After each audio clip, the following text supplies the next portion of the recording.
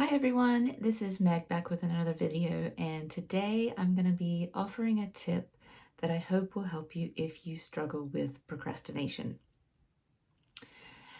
I have struggled with procrastination for much of my life, I would say at least 25 years, and I want to offer one thing before I get started as you're listening today. If at any point you feel any sense of shame or judgment kind of arising in you, my invitation is to just pause or press pause, just close out. I really, really, really don't want this to feel like in any way a feeling that creates shame or judgment in you. I know a lot of this stuff in me has over the years, kind of made me think like, oh, why can't I do that? Why is it so easy for everyone else and so hard for me? And so my invitation is to just be really kind, really compassionate. That's my hope, is that what I'm offering is a helpful tip. But if at any point it just doesn't feel helpful for you, then, please just feel free to click away. I know that procrastination is a huge challenge for many people, and that it's also often unique. I can't imagine to know your unique circumstances. So the tip I'm offering, I hope will help. And if it doesn't feel helpful, then just say that wasn't a good one for me. That'd be cool. So what I do want to offer is to talk about how a couple things, two things can be useful if you do struggle with procrastination. And one is around it being an identity.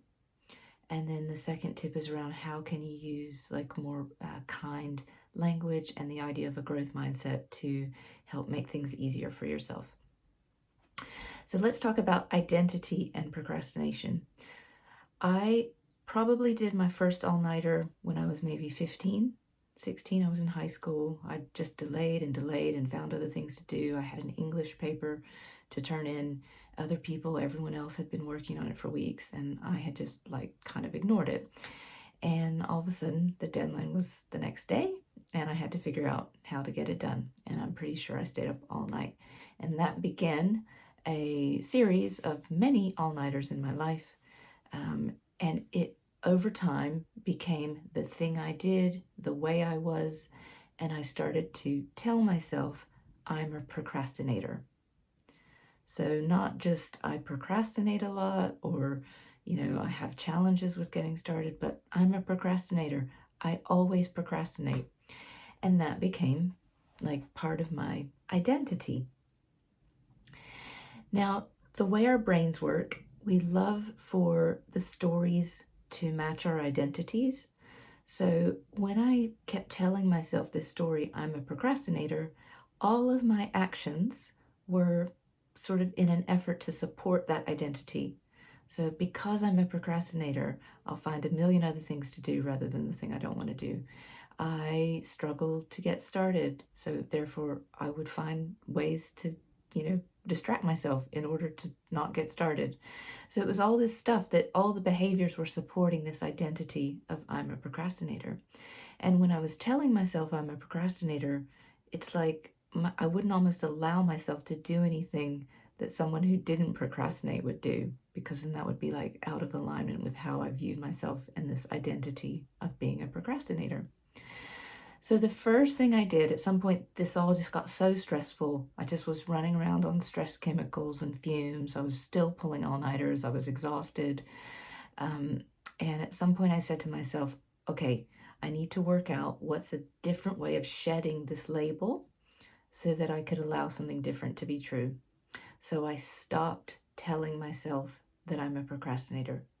So that's the very first tip, is if you struggle with procrastinating, please, please stop telling yourself that you are a procrastinator. You are not the behavior.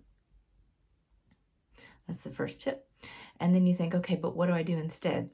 And this is the second piece around giving yourself permission to use some phrases or some language that can help you undo this.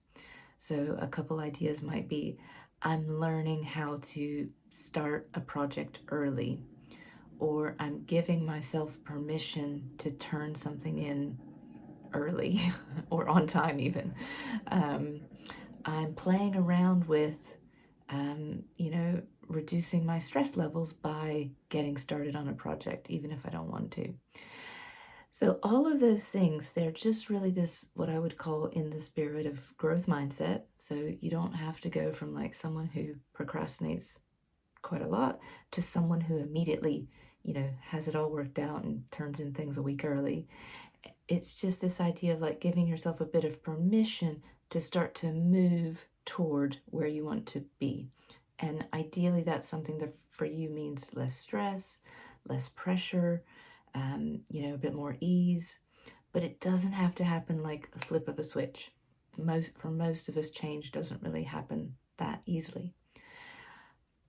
So by giving yourself these phrases about like, I'm learning, I'm practicing, I'm trying out, I'm experimenting with, you're just giving yourself, again, you're giving yourself these signals to yourself that you're a learner. You're going to be adopting a new behavior, but you're not going to be great at it to begin with. You're just going to need a bit of chance and some time to practice, to play around with, to give yourself a chance to experiment.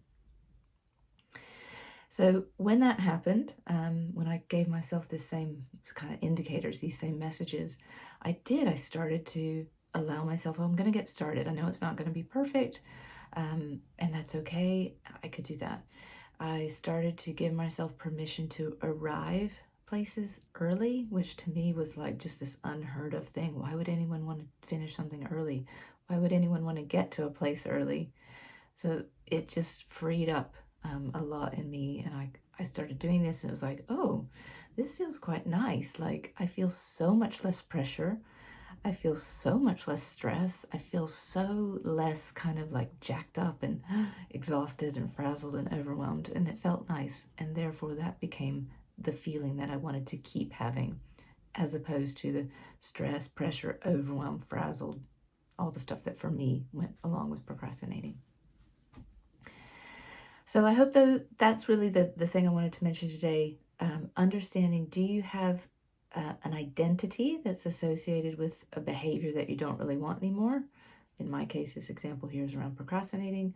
How can you get rid of any label about being a procrastinator? So unattach your identity with the behavior that you don't want. And then the second piece is to bring in some phrases that are more supportive, that allow you to take small steps, experiment with minor changes, mini changes that can help you be leading more toward what you want. Let me know how it goes. I would love for you to also share this with anyone who you know might struggle with this. And I am Meg Lyons. I help busy people live with more balance, ease, and joy. Would love to hear how this tip lands with you. And certainly if you try it out, I would love to hear how you find it. And I will see you next time. Take care for now. Bye.